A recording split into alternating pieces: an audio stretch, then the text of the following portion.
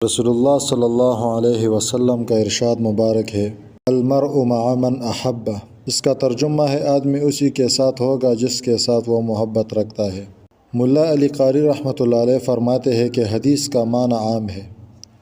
آدمی اچھے آدمی سے محبت رکھے تو قیامت میں اسی کے ساتھ ہوگا،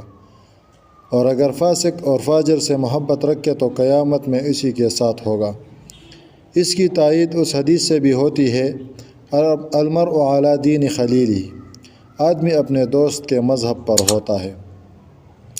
بخاری شریف میں صحابہ کرام رضی اللہ عنہم اجمعین کی ایک بڑی جماعت سے یہ مضمون منقول ہے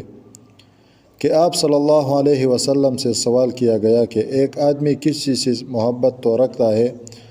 مگر اس جیسا اعمال نہیں کرتا، تو آپ صلی اللہ علیہ وسلم نے اس وقت فرمایا کہ المرء مع من احب،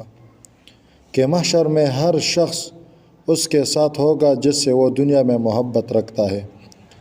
حضرت انس رضی اللہ عنہ فرماتے ہیں کہ صحابہ کرام رضی اللہ علیہ اجمعین کو دنیا میں کسی چیز سے اتنی خوشی نہیں ہوئی جتنی اس حدیث کو سننے کے بعد ہوئی۔ بعض علماء کرام یہاں تک فرماتے ہیں کہ اس حدیث میں ان لوگوں کے لیے خاتمہ بالخیر کی بشارت ہے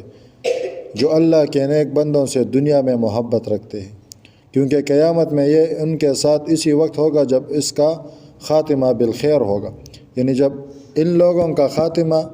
اچھے طریقے سے ہوگا، اسلام پر ہوگا، تو یہ قیامت میں اچھے لوگوں کے ساتھ ہوں گے۔